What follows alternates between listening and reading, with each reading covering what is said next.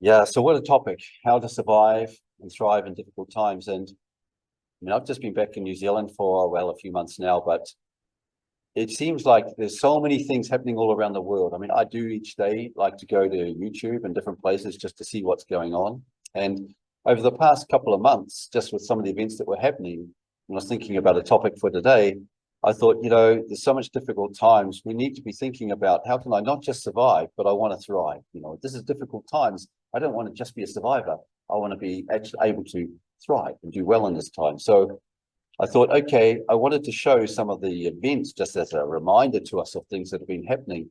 And I did have some put aside that I was planning to use today.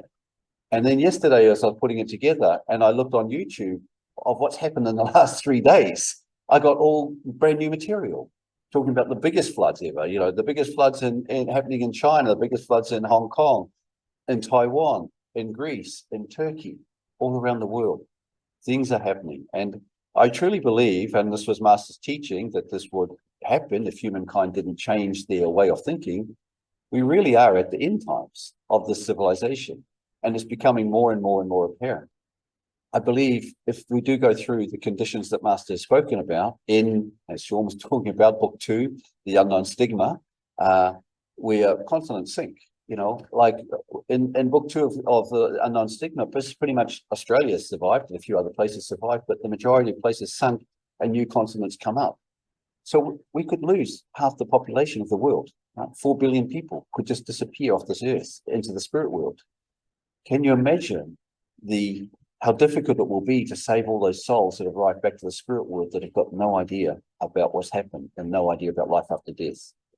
So this is why it's really important for us at the moment, to be people who are able to know the truth, to be able to convey the truth to others, and to be able to, even when people have passed away, to be able to save people.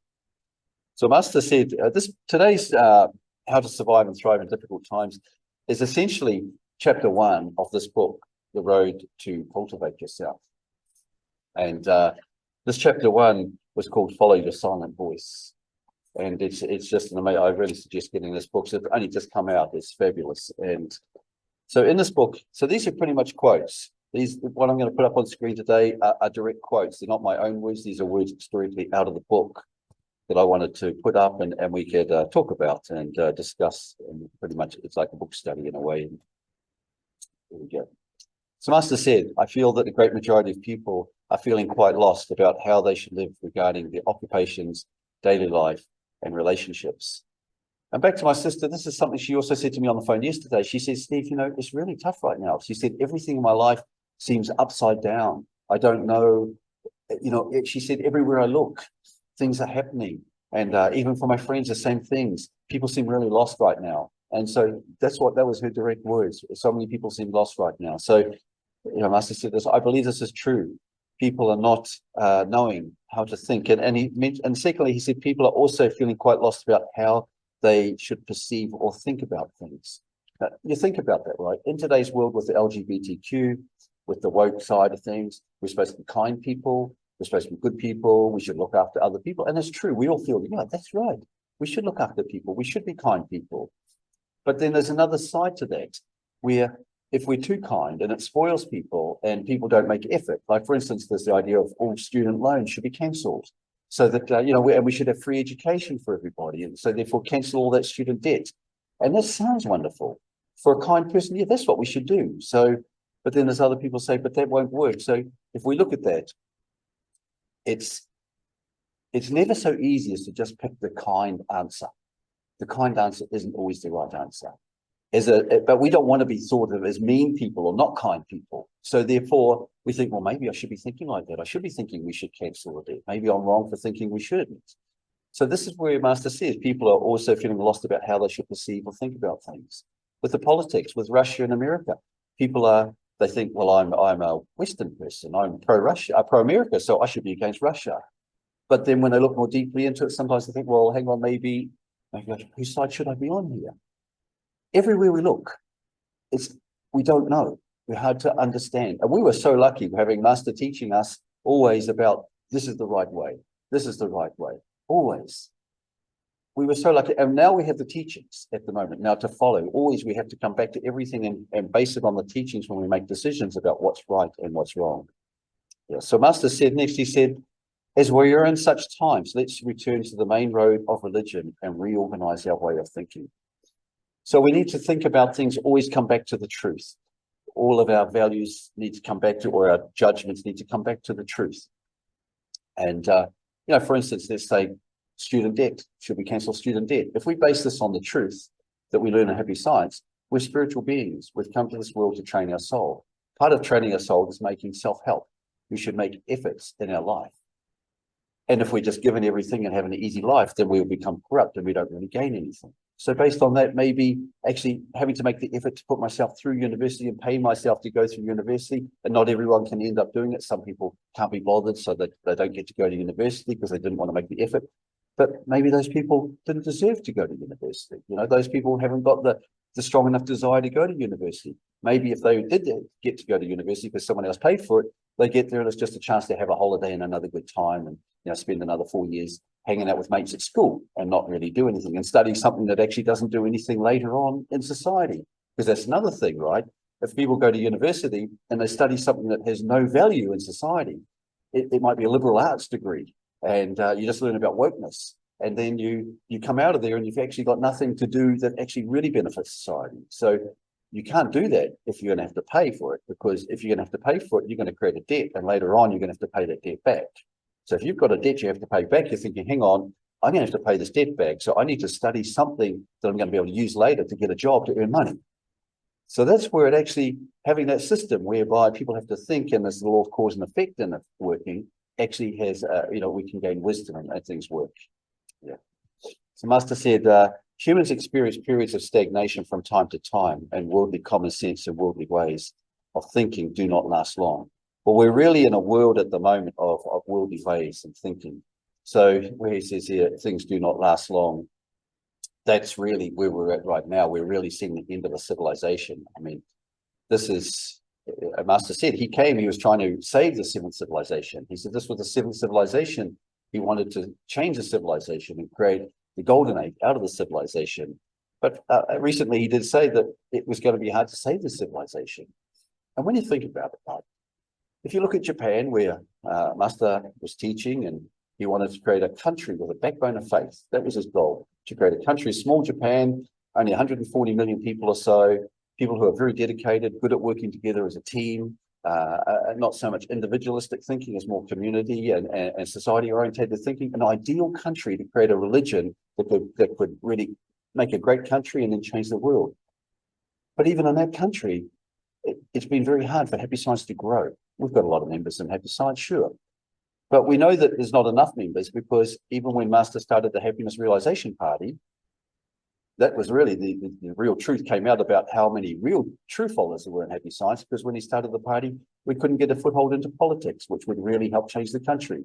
So as much as we can say, oh, we have, how many millions and millions of members, the real proof of the pudding is when the time came to vote for people in politics, and if people said, oh, look, we shouldn't combine religion and politics, so I'm not going to vote for Happiness Realization Party.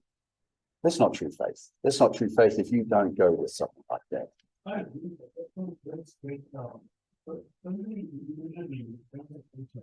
Yeah. That's right. So that shows that we can say, and this is the country where Master is doing so much, and he's there, and everyone knows him, everyone can see him, everyone can come and hear him speak in their own language. So, and of course, Happy Science is spread around the world, but we all know when we come to try to convey the truth to people, how many people are really interested in learning about the truth. So the civilization wasn't changing. So I think that this worldly common sense, it doesn't last long. So there's one thing, as I grew up, I always thought America was a leader. And I thought, and as it says here, Master said in the book, until recently, it seemed the USA would continue to lead the world as the greatest superpower for another 100 or 200 years. I felt that.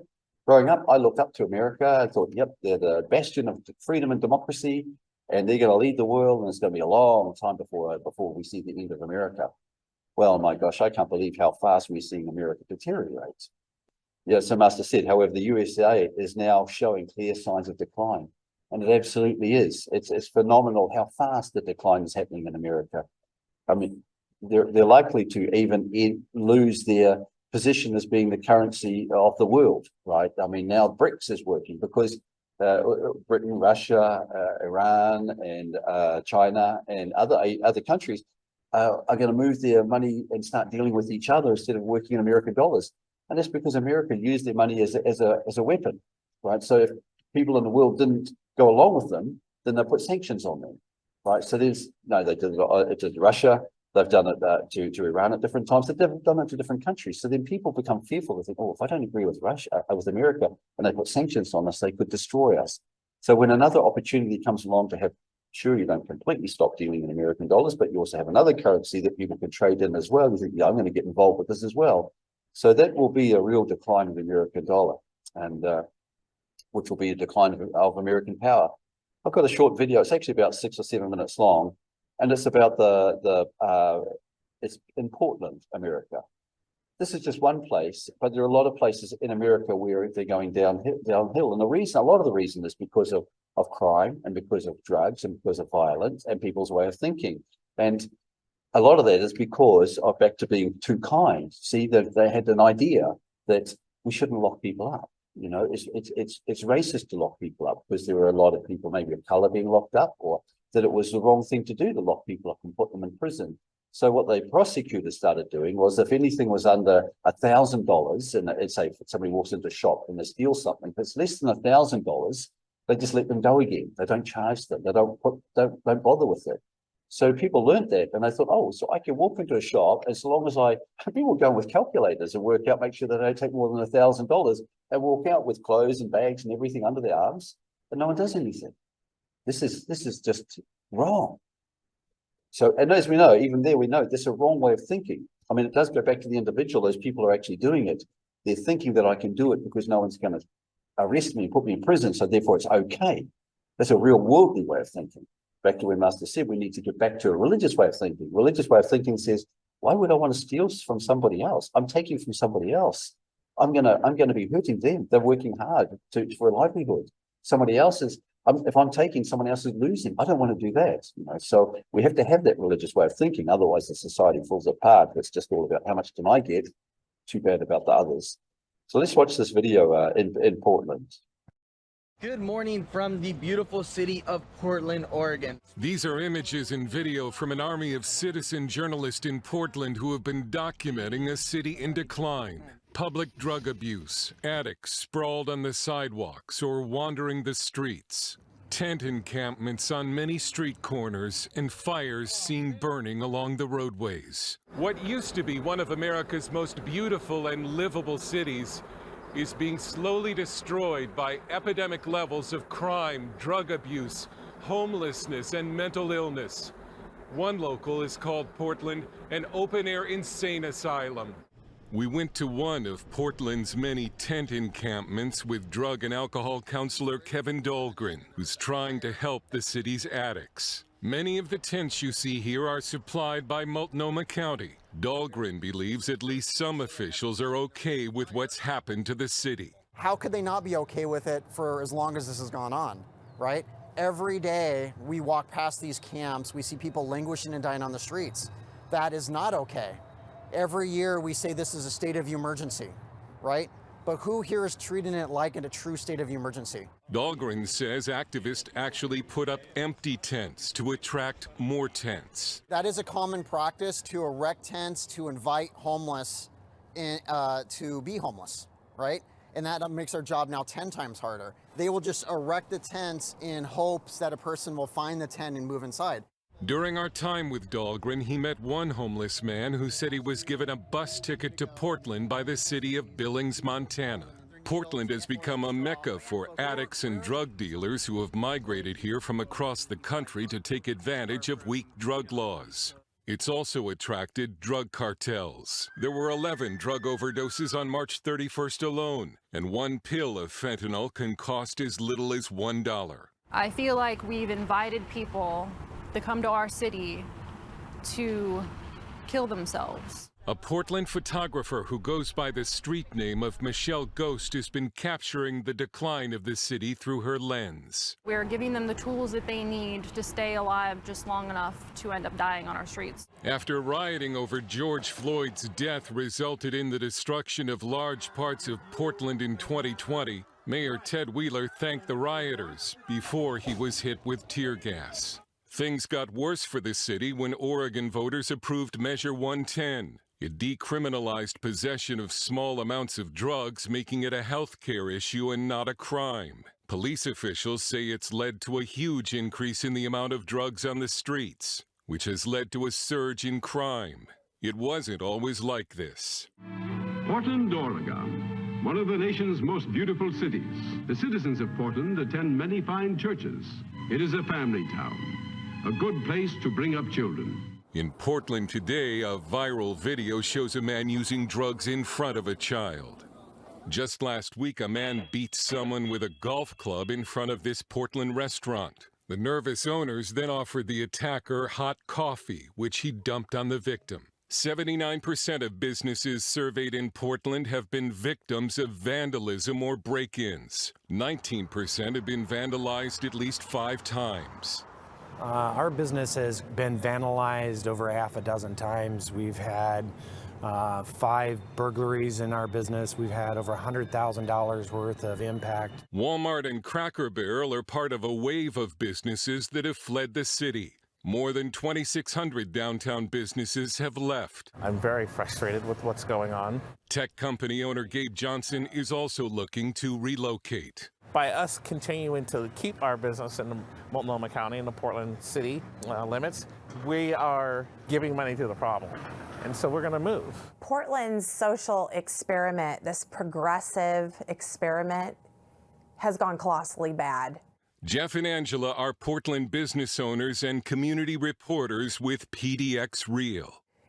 I can't stress it enough. It has impacted everything from our banks are being broken into, ATMs are being stolen. We have people that are just going to work, walking in their neighborhood, being assaulted. It's like it's in some sort of like controlled demolition, really. And when I say that, it's because a lot of this stuff comes from policy. Lax laws against car theft have made stealing cars a growth industry in Portland. 1 out of every 2 police stops in the city involves a stolen car. We went to one of Portland's former CHOP sites with Nick Haas, the founder of Guardians Theft Recovery, a community-based group that has helped recover more than 700 stolen vehicles. This is the site of the Midway CHOP operation. The Midway CHOP operated for about 6 to 9 months, and our crew estimates about 250 to 300 stolen vehicles were illegally processed and cut up into pieces at this site. And they knew that there was basically catch and release. If you got caught with a stolen vehicle, you're going to get booked, you're going to get held for about 48 hours, you're going to get put back out on the street. So it kind of became like a candy land for them. Critics call Portland the poster child for what happens when progressive policy goes too far. Portland officials are now conducting tent sweeps to clean up the city, and some believe Portland may be turning the corner. But drug abuse, homelessness, and crime remain high.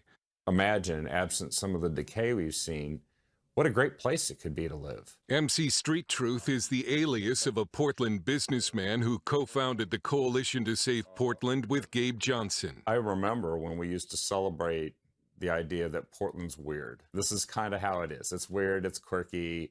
It's not funny anymore. We'd like to go back to where Portland was just weird.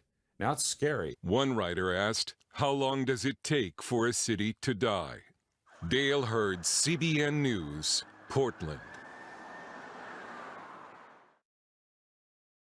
From looking at these things, we can get an insight for how cities and how things can go wrong when we have the wrong policies. Like you said, it was really pretty much policies. It's what they call, progressive policies, which are really liberal policies. It just means being kind. We want to be kind. We want to look after people. If people have got a drug problem, or the poor people have got a drug problem, we shouldn't lock them up. Well, let's put them to the streets. Actually, let's give them drugs. The poor people have got a drug addiction. Let's give them drugs. I mean, there's actually cities where if you've got a drug problem, they give you drugs.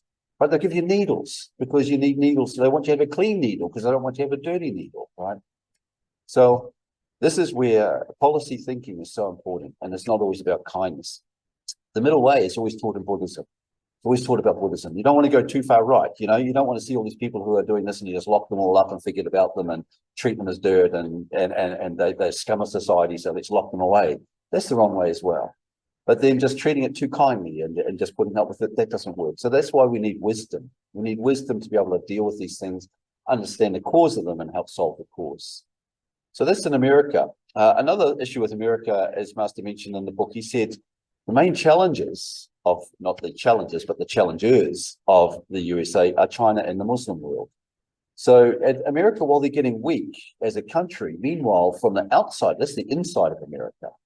And I do believe a lot of the drugs that are happening in America are actually coming from China. The fentanyls we know is coming from China. And that's a great way to take down a country, isn't it? Actually, it's almost like karma, because in the 1800s, the end of the 1800s, Britain did the same thing to China, right? They were buying tea and they needed to pay for it with silver, but they were running out of silver. So then they started getting opium from India and taking it to China and selling the opium for silver to buy the tea.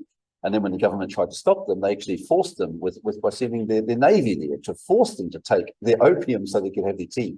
So since the people from England ultimately ended up in America, it's a little bit of a karma that's coming about where now they're shipping fentanyl to Mexico.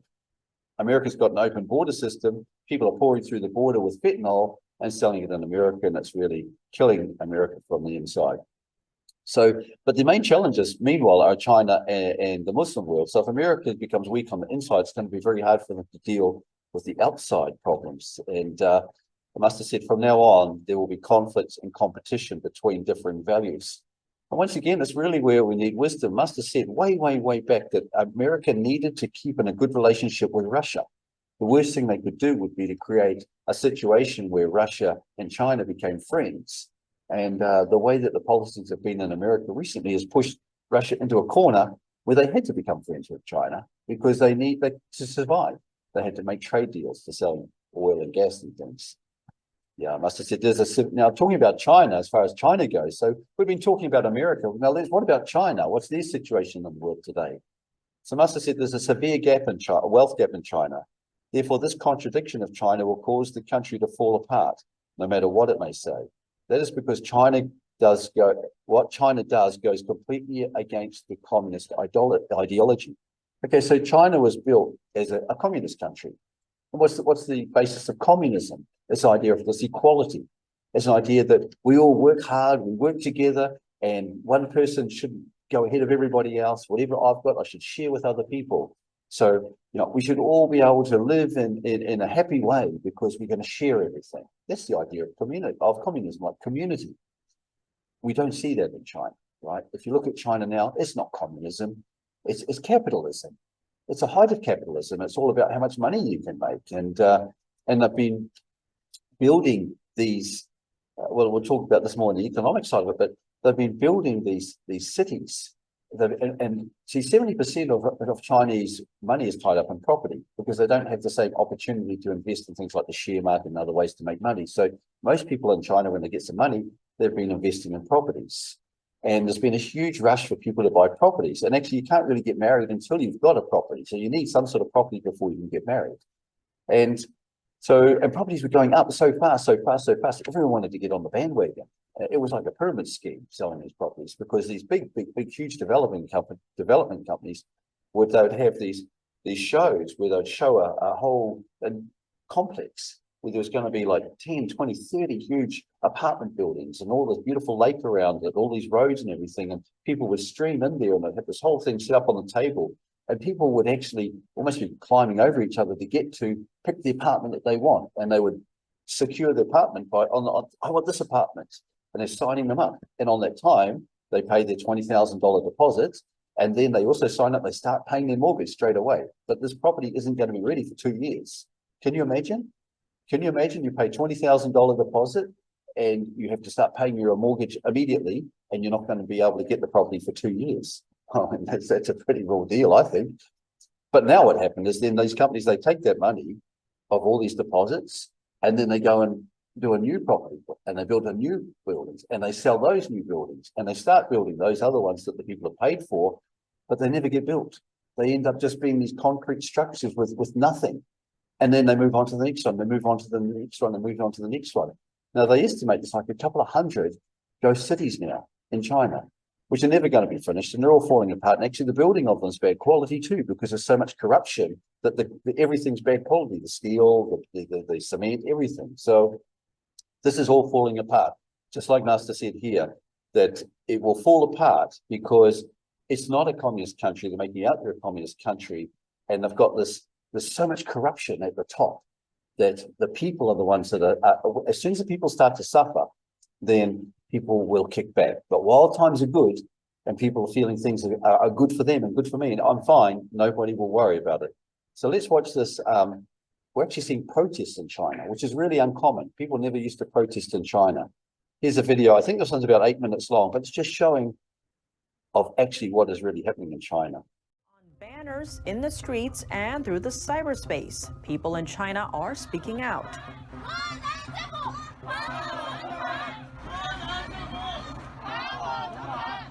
For a regime constantly flaunting its over 90% approval rate, what does dissent really look like in China?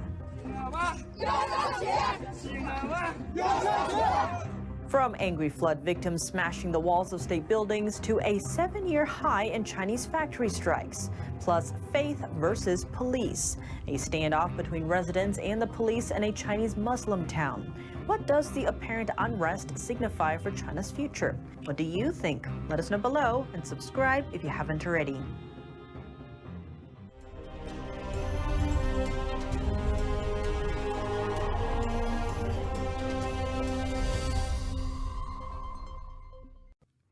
Welcome to China in Focus. I'm Tiffany Meyer. Half a year without a paycheck. A banner held by dozens of workers on Wednesday bore the message in bold print.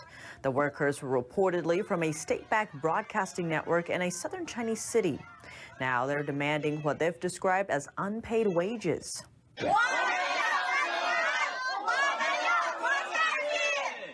According to previous reports, the TV station is a state-owned Chinese Communist Party enterprise that pays well and provides benefits. But as China's economy suffers from slowing economic growth, record youth unemployment, and a local debt crisis, wage hunting is becoming a trend across the country. Another recent demonstration took place in China's central Henan province.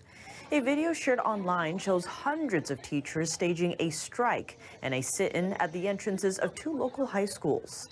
They were protesting against the school's failure to pay staff for several months. In another video, hundreds of retired teachers in northeast China gathered to support a mass petition. A report says their pensions had not yet been paid. Former Chinese journalist Zhao Lanjian has been closely following the recent incidents. He told Voice of America that no one acted aggressively, but noted the peaceful demonstrations are a forced expression under the current Chinese society. He explained Chinese authorities go on high alert whenever there's a hint of a crowd gathering. Armed forces are often mobilized to suppress the demonstrations. During China's 3-year pandemic lockdowns, Zhao described a kind of spiritual awakening among the Chinese public. He says it inspired people to openly criticize the country's leadership. Anger is bubbling over among a group of Chinese investors, and recent protests have erupted across the country over real estate issues. Tuesday in South China's Sichuan, house buyers marched in protest over their unfinished homes that they already paid for. Some reportedly faced beatings from police.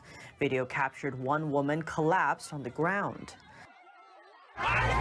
The same day, along the East Coast in Zhejiang, victims of a similar issue were seen demonstrating in front of a local bank, demanding the institution return their money.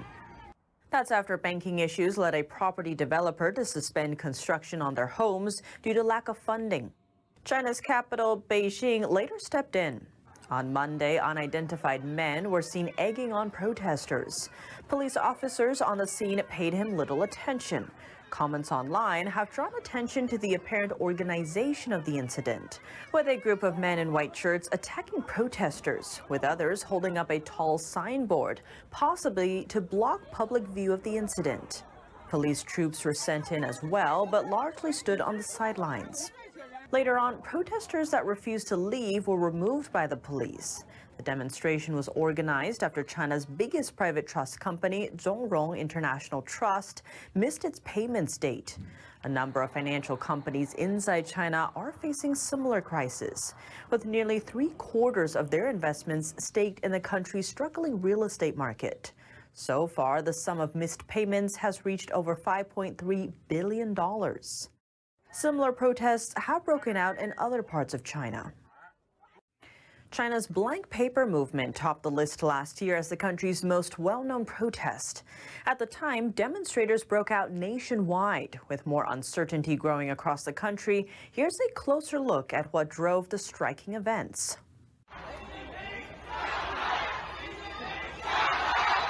Protesters took direct aim at the ruling communist regime. The protest spread to Beijing and about a dozen other Chinese cities. The unrest came just a month after Xi Jinping secured a third term in power, the first Chinese leader since Mao Zedong to do so. It effectively allows him to rule for life. But public dissent against him is rising, spurred on by China's 3 years of draconian lockdown measures. Outside Shanghai, more calls for his resignation came from the southwestern city of Chengdu.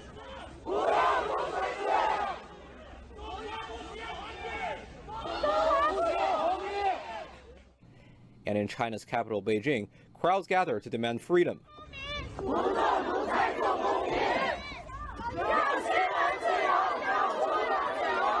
Police rode into big cities where protests broke out. Cruisers lined the streets in places like Beijing, Shanghai, and Shenzhen. Beijing quietly began rounding up people involved in the movement.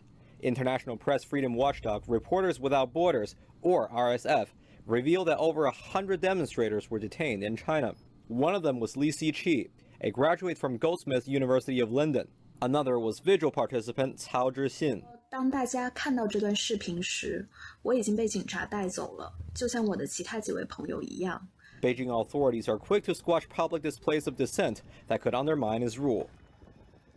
Chinese citizens are getting more daring and speaking out against the Chinese regime's policies. That's after 3 years of lockdowns that trapped millions in their homes with limited access to food and health care. Amid the rising social anger, we'd like to look back on another round of protests.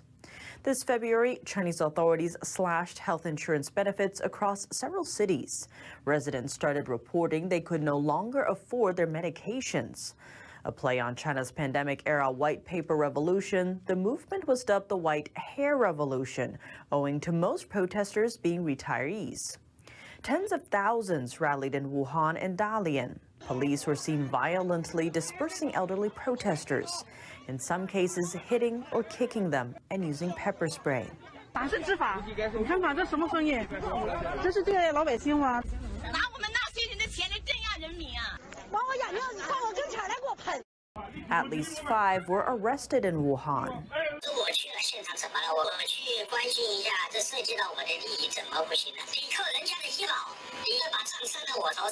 Shanghai residents joined the movement soon after.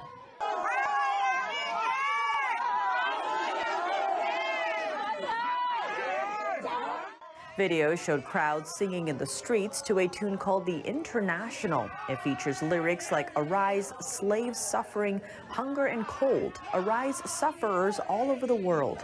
My blood is boiling. I want to fight for the truth."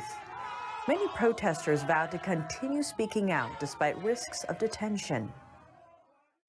That's not all for recent social anger inside China. Another group staged similar rallies, pushing back against banks they say held their savings hostage. A group of protesters gathered on a bridge in China this July to speak out. Here's more. These protesters are among the victims of a huge banking scandal. The incident triggered mass outrage in China, tied to millions of dollars worth of residents' life savings.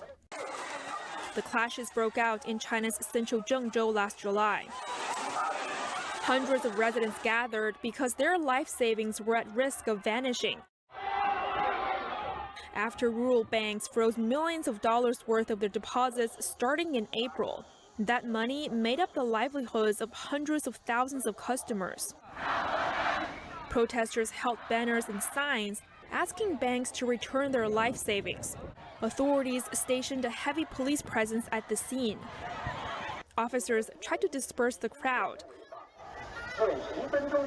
If you do not leave and if you continue to disrupt society, the police will take stern action.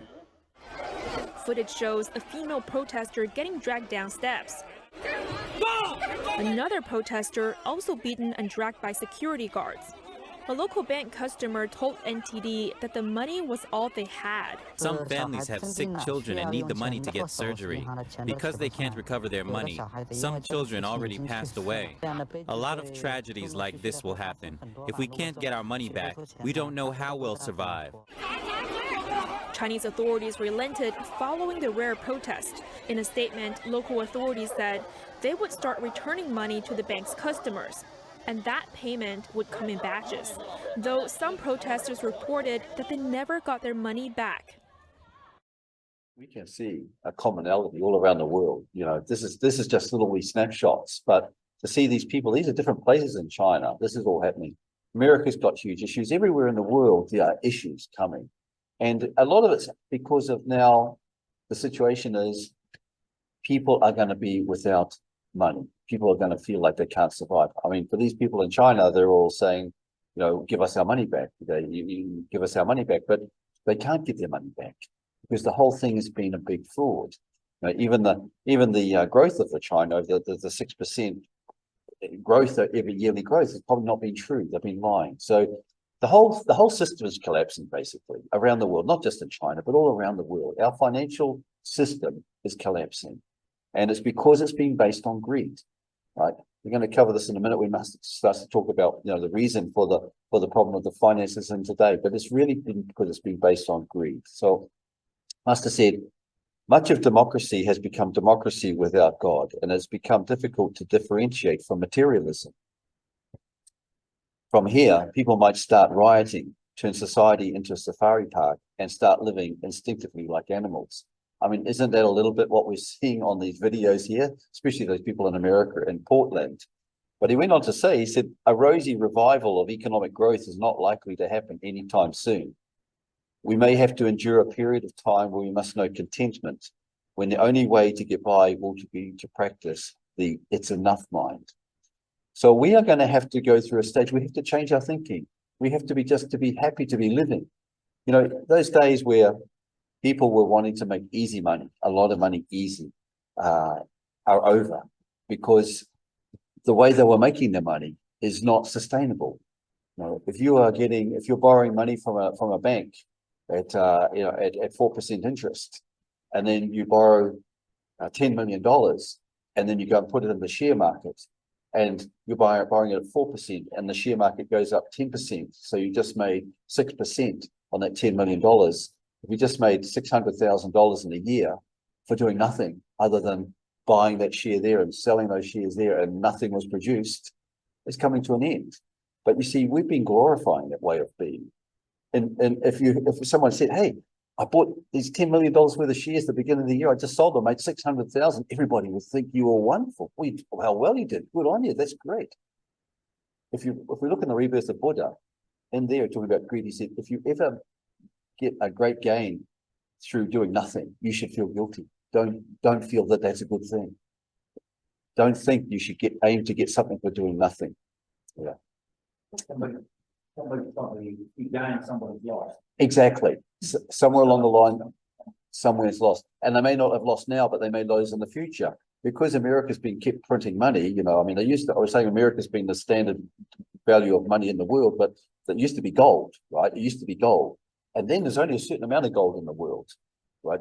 Of course, they keep mining more gold, but the amount of gold coming into the world was always a slow dribble. You couldn't, and banks could only lend out however much they had value on gold. You couldn't lend out more than what you had. But now they changed it with the American system, they can just create money out of thin air, right? So yes, like you say, someone's going to lose when the whole thing comes crashing down. It's a big pyramid system. So, Master said, I feel humanity is being told to start over again. Epidemics, as well as floods, wildfires, earthquakes, tsunamis, and possibly volcanic eruptions will increasingly occur. Well, it's easy to see that that's what's happening now, right? I mean, we've had the fires we had some in Australia. We have them, of course, just recently in Hawaii. We've got floods all around the world. Even in New Zealand, we had floods. We've got floods. Well, actually, we're just about to see some.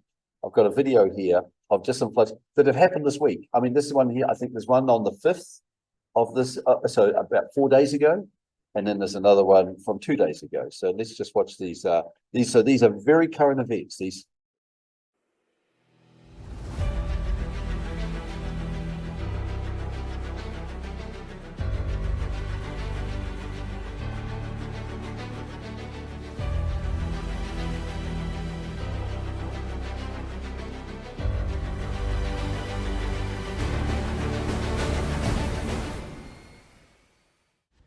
In the early hours of September 5th, the 11th typhoon of the year, Haikui, made landfall successively in Fujian and Guangdong within 2 hours, severely affecting both areas. Alongside numerous water discharges due to tofu drag dams, torrential rains have led to widespread flooding, with the urban drainage system paralyzed, turning streets into rivers. Reports indicate that many people were swept away along with their vehicles. In addition, the flooding and immersion caused numerous buildings to collapse. Before this, the typhoon took an unusual path, making landfall in Taiwan twice on September 3rd and 4th, bringing heavy rains and strong winds to the region. According to the China Central Meteorological Observatory, around 5:20 a.m. on September 5th, Haikui hit the coast of Dongshan, Fujian province, with the maximum wind speed near the center reaching 8 during landfall. That is 20 meters per second, tropical storm level.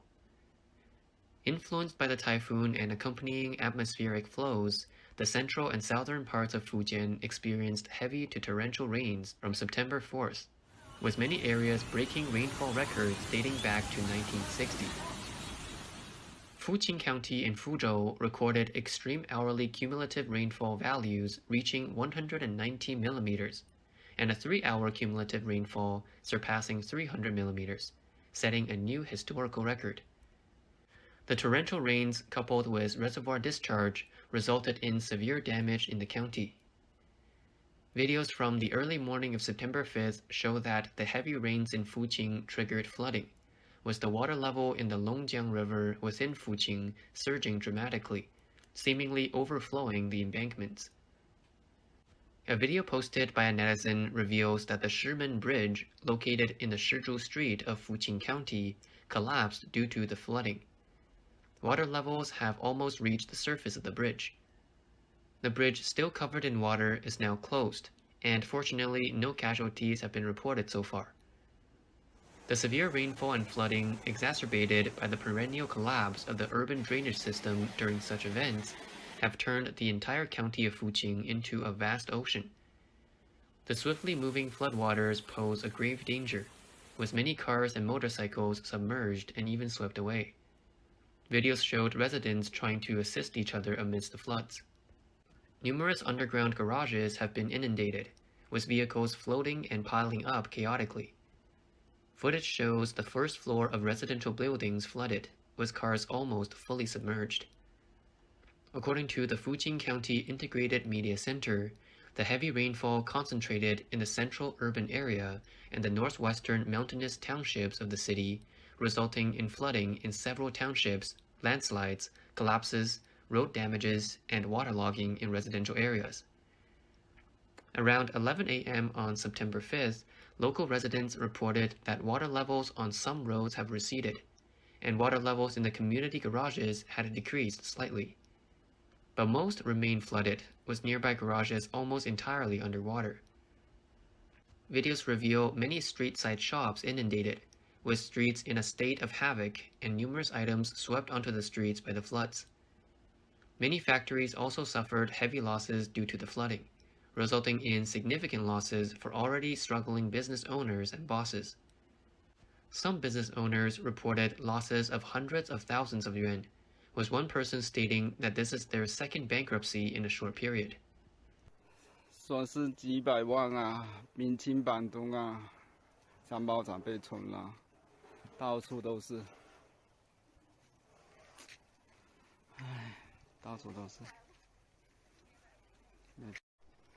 哎，心塞呀，到处都是，到处都是。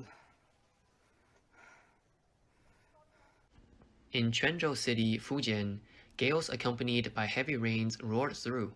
Many cars struggled to navigate in the strong winds.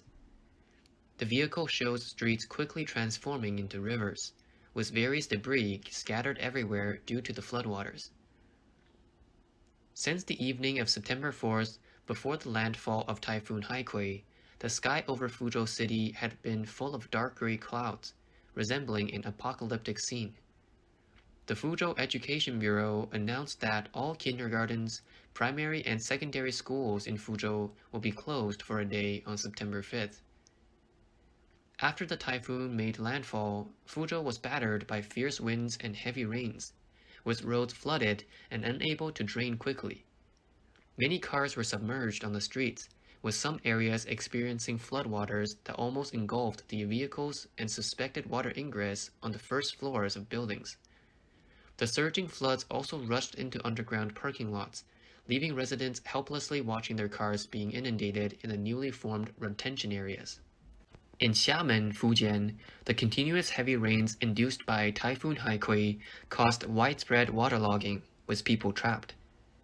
The downpour resulted in nearly 2 meters of water accumulation in many areas. Weather watchers noted that the torrential rain in Xiamen was just the beginning. The rainfall situation facing the coastal areas of Fujian and central and eastern Guangdong would become even more severe. In Yongtai County, Fuzhou, around 4:15 a.m. on September 5th, a fire truck from the Yongtai County Fire Rescue Brigade was swept away by the floodwaters during a rescue mission in Chili Village, Tangqian Township. There were 9 people on board. As of 1 p.m., 8 individuals have been found, with one unfortunately showing no signs of life, and 1 person is still missing. In Minho County, Fuzhou City, known as the goldfish hometown of China, several townships suffered disasters, with the entire village of Gucheng in Nantong Township being flooded, resulting in heavy losses for aquaculturists. With Fujian province still suffering from the aftermath of Haikui, the typhoon made its way south and hammered the neighboring province of Guangdong. Around 6:45 a.m. on September 5th, it made landfall again along the coast of Raoping County, Guangdong, with the maximum wind force near the center also being level 8. Haikui has brought significant damage to Guangdong province, which had just been struck twice by the 9th typhoon Saola. After making landfall in Guangdong, Haikui weakened to a tropical depression, moving southwest at about 10 kilometers per hour, with its intensity gradually decreasing. These are different locations, each one of these is a different area. It's just phenomenal, and this is, like I said, I was planning to show something that I've seen like about 2 or 3 weeks ago. And then yesterday I see this, and it's just happening again and again and again and again and again. And that was just China. And I've actually got a short one here now, because we're looking at China now. And I know New Zealand, we had huge floods in New Zealand, 2 in a row. But just very quickly, this is a short one here, but this one now is Greece. Okay, so this is Greece 2 days ago.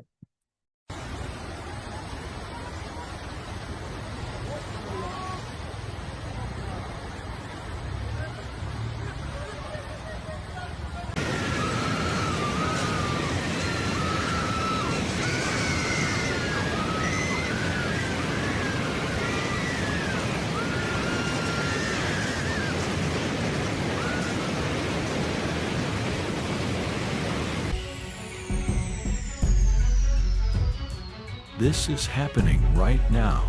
Greece, September 8, 2023.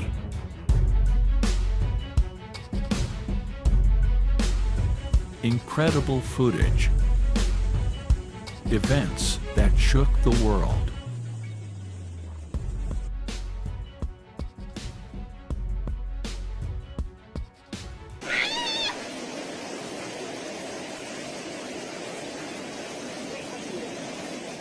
In the annals of nature's fury, there are moments when the very earth itself seems to rise up in tumultuous protest, unleashing its wrath upon the unsuspecting. Such a momentous chapter was etched in the history of Greece on that fateful day, a cataclysmic tempest of water and emotion that would forever be remembered as the Great Flood of Greece. As the heavens whipped and rivers swelled beyond containment, humanity found itself at the mercy of forces far greater than its own making. Join us on a journey through the tempest, where heroes emerged from the chaos and resilience met the relentless surge of nature's might.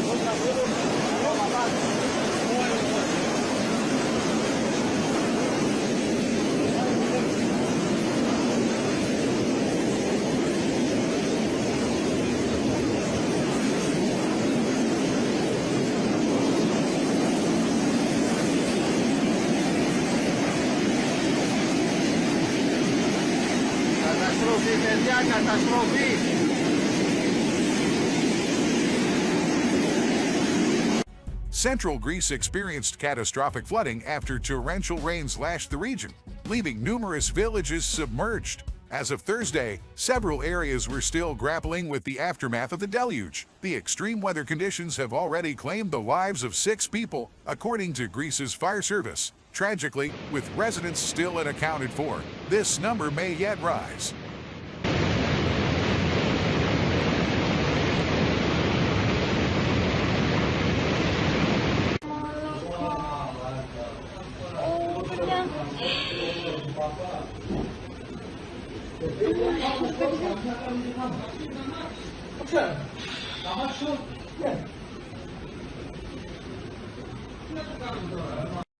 Experts link the surge in extreme weather phenomena, such as intense wildfires and flooding, to global warming. In fact, Greece witnessed its most extensive fires last month, the largest ever recorded in Europe. Central Greece's current rainfall is being termed as the heaviest in decades by meteorologists.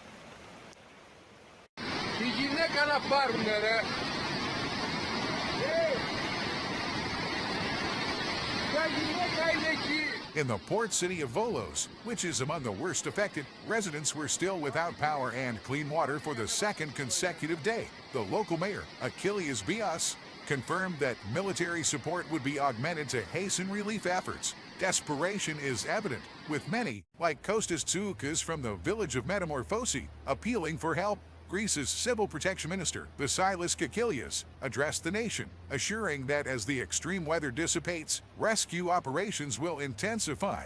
Meanwhile, in Turkey, a heart-wrenching search is underway for a 3-month-old baby, separated from her mother during the downpour on Sunday. Both nations now brace themselves for the possibility of more rains, with Turkish officials specifically warning of another heavy rainfall expected to target northern and western parts of their country.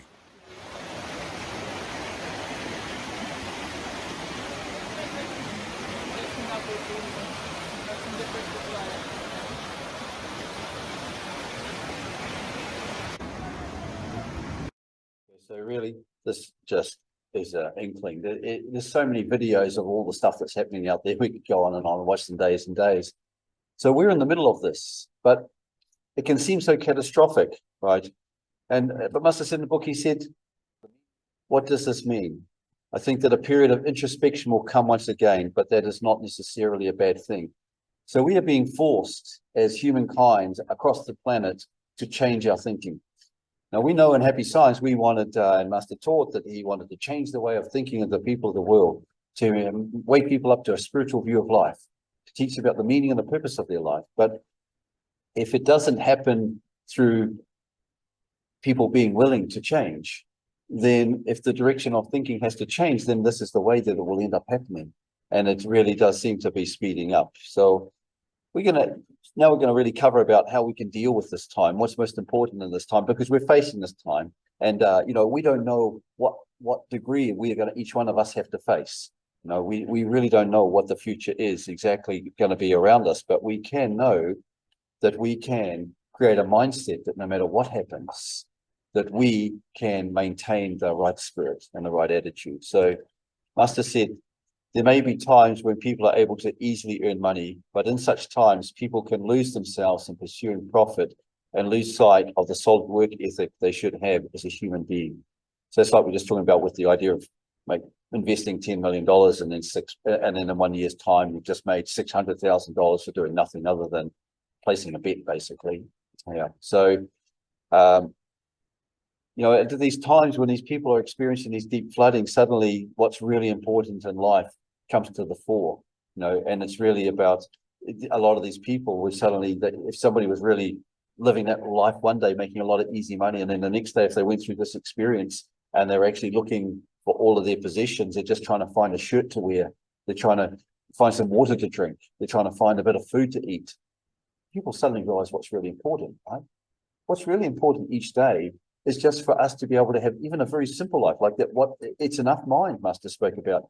If I've got enough each day for me to be able to be alive and to be comfortable enough to be wearing nice warm clothes, to be able to have a nice food that I can keep my body healthy and I'm not hungry, and have a roof over my head, and I've got to have a hot shower. Okay, we all need a hot shower, let's face it. But it's with these real basics,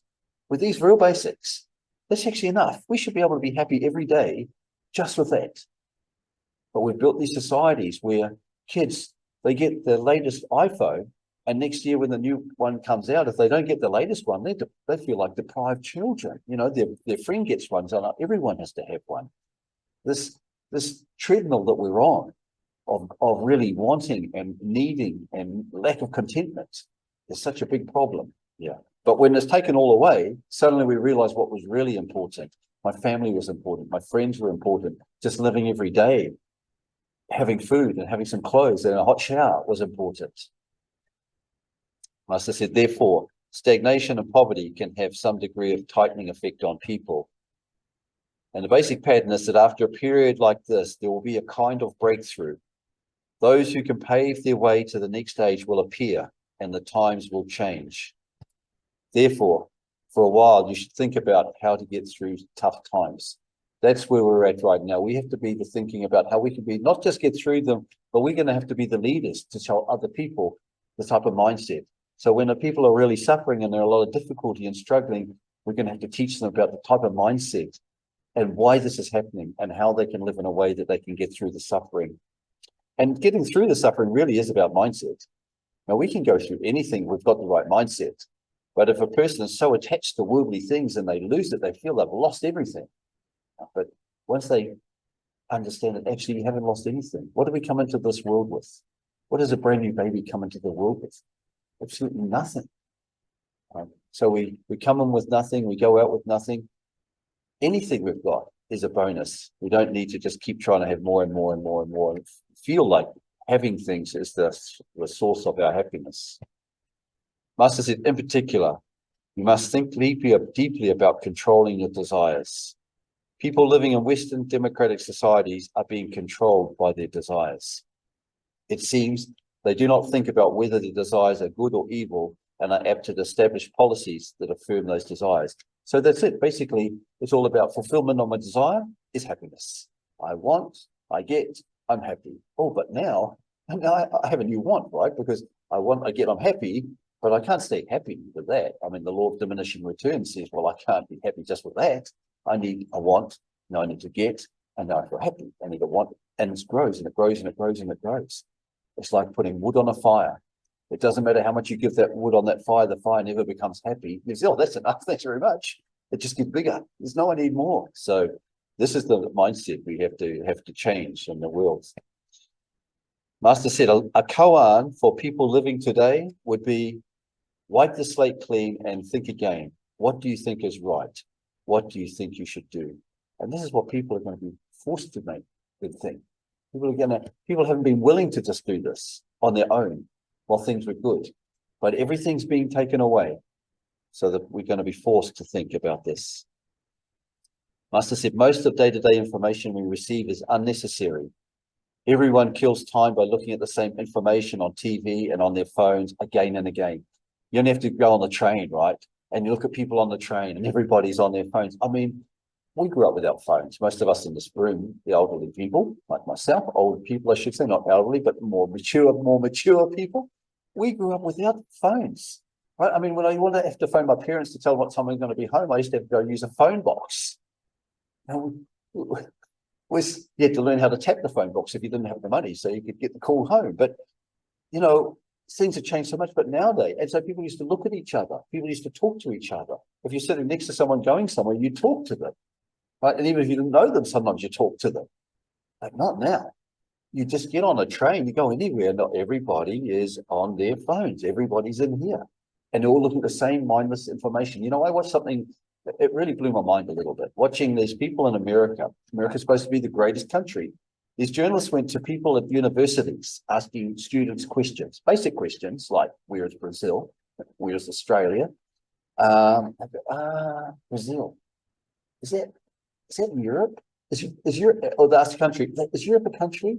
And they didn't know anything. They didn't know anything. And then they asked them, what was the name of the Kardashians? Oh, they could rattle off all the names of all the Kardashians, right? This absolutely frivolous nonsense information they had no problem with. Anything of any substance, they just always, and these were college, university students. I was amazed. I couldn't believe it. Yeah. He said, we will soon enter an age when bad content will be dismissed and will fade out. Well, thank goodness for that. A lot of this bad content, of course, comes through the media, like the, CNN, MSNBC. They don't do journalism, they do propaganda. It's about, and they're all responsible for it. They've picked sides, political sides. They're not looking for the truth. They're looking for presenting their side. Yeah. Master said, unnecessary and meaningless economic activities will also be eliminated, which is not a bad thing. So there's back to this whole idea of the whole share market's going to crash. This whole making money out of buildings, property easily and quickly is going to crash. He said, everything seems good when the economy is up. Money is circulating well and society is prospering. However, in those times, people will easily judge something as good. It means people can make a profit from pretty much anything. They will spend money like water just to satisfy themselves. But we are now facing serious repercussions regarding these easy judgments and wasteful ways of life. We will have to consider the question, if we were to go back in time a little and rethink how we should live, what should we do? This is what we're going to be faced with. We are seeing the end of a civilization, the beginning of another. But we're so blessed. We have these teachings from Master as the foundation. I know in Happy Science, we're in an interesting time in Happy Science right now. On the 2nd of March, Master passed away. But what we do have is we have these teachings. We have these teachings, which are the foundation for the new civilization. That's what he gave us these teachings for. And the most important thing now is that we preserve and spread these teachings to become the future for the basis of what comes. That was always his goal. He said, I want to create a civilization, and the new civilization will be based on these teachings. Yeah. So he said, keep your desires from inflating and carefully choose things of value. If you focus too much on just worldly progress and prosperity, your thinking will grow closer to materialism. We went on, we talked about this before, but making millions or tens of millions of dollars by playing with numbers does seem like a more exciting way of living than reading books or attending seminars at religious institutions. That's right, isn't it? I know it's right. It does sound exciting that, you put a bit of money here and you made a win here. It's like gambling, but there's a certain excitement in that. But even though there's excitement, the bottom line is more people will probably be drawn to this way of life, but this way of life does not add anything to our intellect. It does not add anything to our soul training. It doesn't add anything to our character. Actually, it diminishes our character because we start to feel like we want easy wins. I just want something easy. I want to put in a little bit and I get a lot back. I think we all have that feeling. We know that's not right. Because I remember being a kid and when I was younger, I don't know what age, maybe I was a teenager or something, and I'm buying a lotto ticket, or I had the thought that I bought a lotto ticket, and then I thought about winning it. And I thought, but actually, is that really a good thing to win? And I did question about whether really winning would be a good thing for me, because I think, well, if I got that money for nothing, I just put in $5 and I get $1 million back. It just didn't feel right. And I thought, how would I live? I thought, I wouldn't then have to work to succeed. So later on, I would not feel like I actually succeeded because I didn't really do anything to get it. I just got it. So I think even deep down in our hearts, we know that the idea of easy money is not actually a good thing for us. He said, if you made $5,000 a day through the share trading, did you make anything worth those $5,000 or something productive for humanity, society, or the world? No, you didn't. You did not produce anything. It is just like winning in a game of numbers. So that's the key to it all, is to think about, if I'm earning money, if I'm making money, is it anything that I'm actually bringing into this world for that money?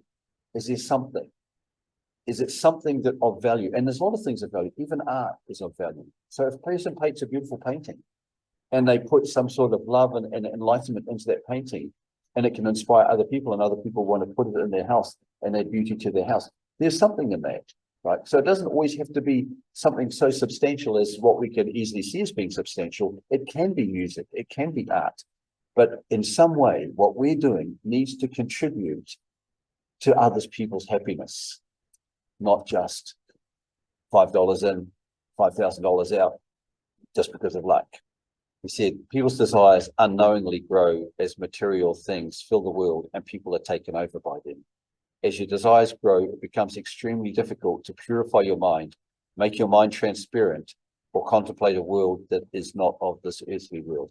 Well, we all know that's true. It's so easy to get caught up in things, right? If things are going well and you're making a lot of money, and you're buying a Porsche, and then you're out to dinner every night and everyone's telling you how well you're doing, it's very hard to be in a position where you're actually spending time in self-reflection and making sure that your mind's right and trying to purify your mind. Now, I'm not saying you can't. You see, if you're doing well in your life because you are running a business that actually is benefiting people and is benefiting the world, there's no reason why people shouldn't reap the benefits and enjoy the benefits that come with that. The key point to all of this is about the easy money. Master said there's a Japanese word called Ganbutsu Soshi, which means that you will forget your aspiration if you become engrossed in materials. Yeah, we must carefully choose which things are valuable and utilize, produce, buy, or sell them. That is what will be important in the coming age. So it's going to be an age where we are going to have to just make sure, think about, it's really about love. It's back to the Master's teaching about the fourfold path: love, wisdom, self-reflection, and progress. It's about love. He said once about work is love. Work is love. The opportunity to do something in our work and do something that benefits others is actually work and love. Our work should be an act of love. Our work should be something that benefits other people, and we should find joy in our work because we know what we're doing benefits others. He said the wisdom of humanity you should learn in the age of collapsing values. So he spoke about what is it. He said we must go back to the fundamental truths of human existence and think about why we were born, why we live on earth, and what work awaits us after we leave this world. Yeah, so this is back to just the fundamental thinking about the other world, basing a life on, I'm born into this world from the spirit world. I'm a spiritual being living in eternity. This world's just a training ground for my soul. I've come here to train my soul, to educate my soul. So what should I be doing to educate my soul? It's thinking about and living a life that's not just wasted in this world because we become a materialistic and move away from the true values. See, with those things considered, we must understand the conditions we live in and think about how to live our lives. We are living in an age where what is considered valuable in this world will soon collapse. Now, that's strong words, right? Coming from Master. It's not saying it may. He said we are living in an age where what is considered valuable in this world will soon collapse. It's what's happening. It's happening now. People are, the system, the foundation of the world is collapsing.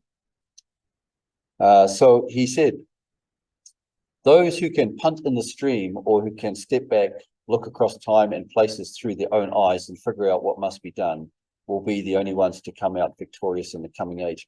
You know, it's a funny thing with words. I mean, it's in the true words spoken by Buddha about punting in a stream, right? Punting in the stream means to be able to, like you're going to, if you're on a bamboo, not a bamboo, you're on a canoe and you're going down the stream, the punters with that big rod, they steer themselves down the stream. The weirdest thing was when I came across this statement, I'm thinking punt in the stream, and maybe it's because of my rugby background. We talked about rugby the other day, but my rugby background, in rugby you punt at the ball, right? You punt the ball.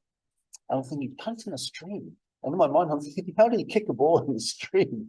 But I had to go downstairs. I asked the girls, I said, hey, what's this mean? It must mean punt in the stream. So they put out, oh, it's in the true words of Buddha. You've got to punt. Oh, punt, of course. So basically, you know, people who can actually direct their lives and not just be flowing with the current and make sure that they're seeing things clearly and got the right perspective. There'll be people who can get through this. The people who are caught up in this world and really got the worldly values and attached to material things, they're really going to suffer. I mean, when the whole world is based on materialism, to be honest, there's a lot of people like this out there. There's a people who are what they're wearing, how they're looking, what people think about them, what they own. This is everything to them. It's so important to them. When that's all taken away, they will feel they have nothing. So, Master said, what can you ultimately rely on? What things can you really rely on even when society changes? He said, the answer is the values that have been established in the real world. So what values have been established in the real world?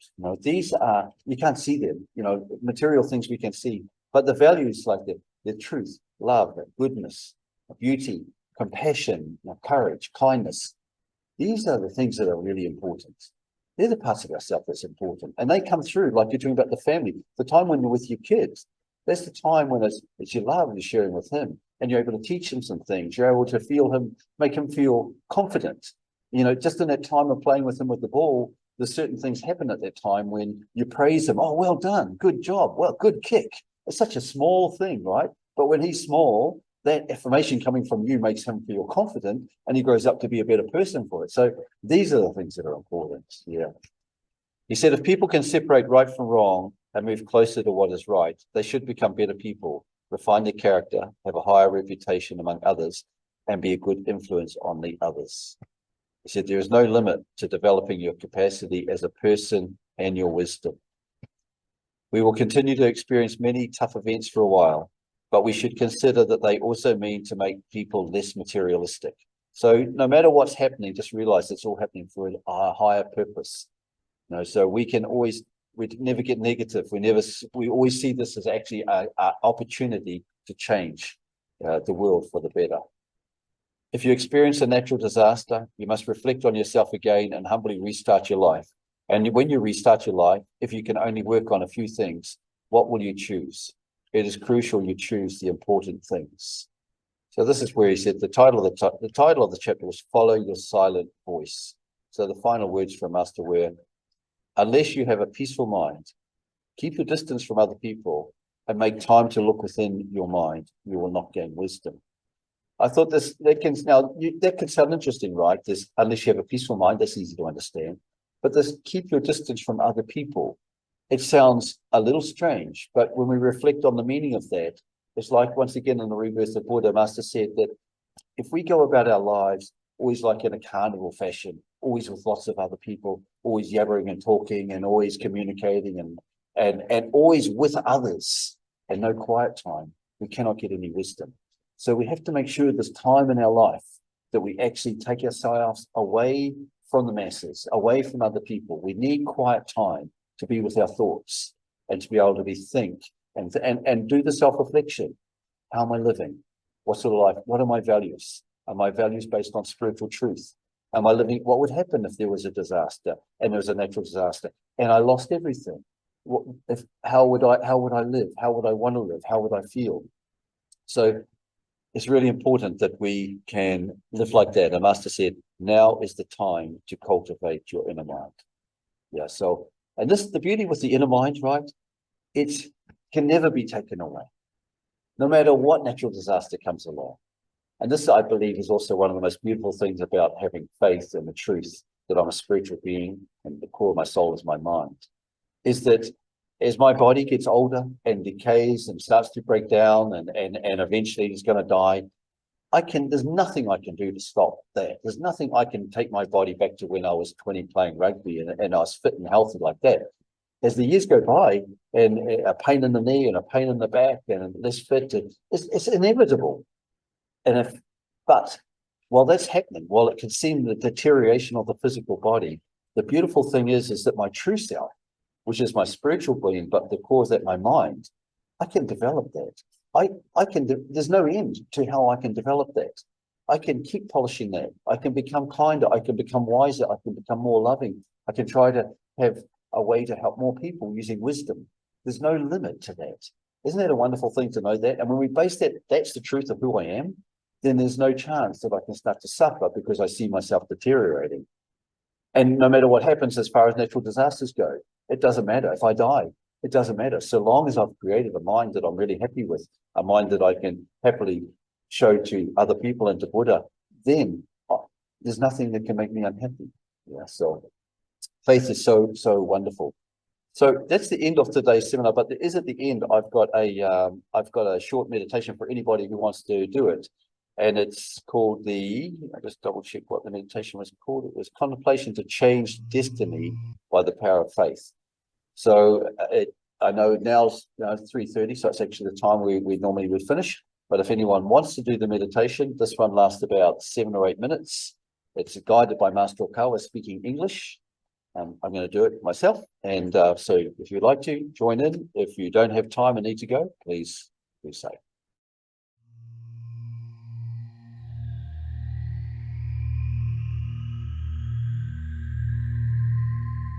Usually, human beings must succumb to the ordinary laws of nature or common sense. However, if you have a strong faith in you, your faith can conquer the common sense or usual rules of this world. Even the tsunami cannot want to kill you. They don't want to kill faithful people because even the tsunami are under the control of God's will. There is nothing who are not controlled by Buddha's truth. We are living in this earth. However, beyond this earth, there are vast, expanding universe. Through all of the universe, there exists Buddha's law. Buddha's law is one of the major rules of the universe, and nothing can escape from this law. This rule itself wants to save all the beings, space beings, including human beings and space brothers. Buddha's law, in one word, it's the road to happiness, how to make happiness in human lives who have confidence in God or Buddha.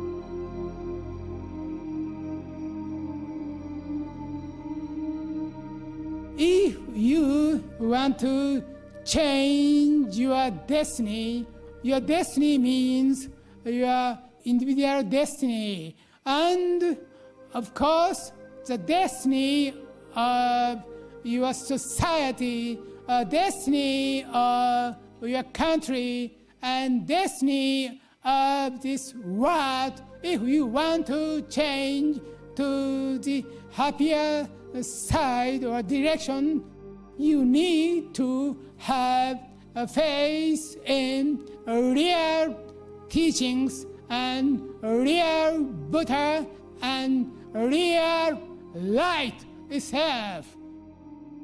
Its real light is called El Cantare nowadays. I am the beginning. I am the light. I am the producer of this material world and beyond this world. Now I dare say to you that if you want to be a being of beyond human destiny, you just only grasp the face in El Cantare. That's everything. I am the window of El Cantare. You can look through me, the light of El Cantare. It has a lot of powers, and including mercy and love and helpful good mind of original human beings. I am the origin, and because I am the origin, I can change the destiny of humankind. I predict that if my followers, the followers of my words, expanding from now on, we can save a lot of souls, and we can change a lot of bad futures and phenomenon scheduled to happen on us within these 10 years. Now is the day to fight against evil. Now is the time to fight against bad futures. Now is a chance to become happier and happier.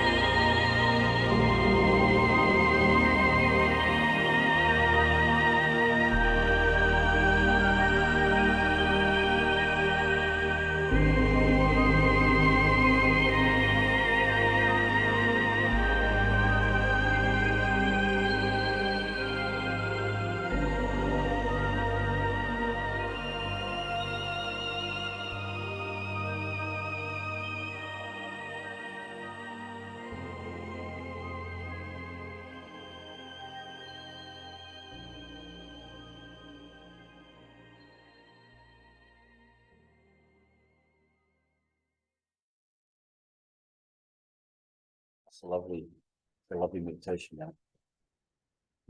And, just very simple to feel faith in Alcantara. We can change our own lives. We can even change our society. We can even change our country. I love that one part where he said, even a tsunami, which is under the will of God, doesn't want to kill faithful people. People are trying to live following the will of God. People are trying to live under the accordance of God and trying to do good things into this world to help God create the world that he wants to create. But everything under the will of God doesn't want to kill such a being. So if we live with such a mind, no matter what happens around us, we've got the most chance of coming through things in a right way. And enough people can think that way, that it will change the destiny of the world. But from a long time, it's been, Happy Science has been trying to spread these teachings, and it's been a very difficult thing for people to have any interest in the truth. And I think that's why we are where we are today, where the world is really facing this moment in time. Has the decision from God already been decided that it's going to be the end of the civilization so we can start afresh? I don't know. But if we look at the mindset of the people, it certainly hasn't moved in the right direction from what Master tried to guide it. So, well, yeah, every aspect of it, sin, is everywhere, it's everywhere. So, but all we can do as an individual, that's the thing, is we don't let that bring us down. We don't let that make us unhappy. We see this as a great opportunity to train our souls. I mean, we're in the greatest opportunity probably ever if we compare to being in the other world. If they were watching us now, I'm sure they'd feel like really invigorated and wanting to be able to make the most of this opportunity at such a time. It's only a rare time to go through this sort of stuff, to be in such a situation in a physical body living in this world whilst undergoing these changes is such a huge rarity. So how we can make the most of it is to build faith, show how we can live with faith, and show how with faith we become indomitable, and that our mind can never be shaken. It's the new book, Unshaken Mind, the new publication that's just coming out, and it's really about this. An unshakable mind is having absolute faith in Alcantara, so that no matter what happens, we're like the iceberg. The iceberg's got the little pieces on the top, and the most of it's under the water.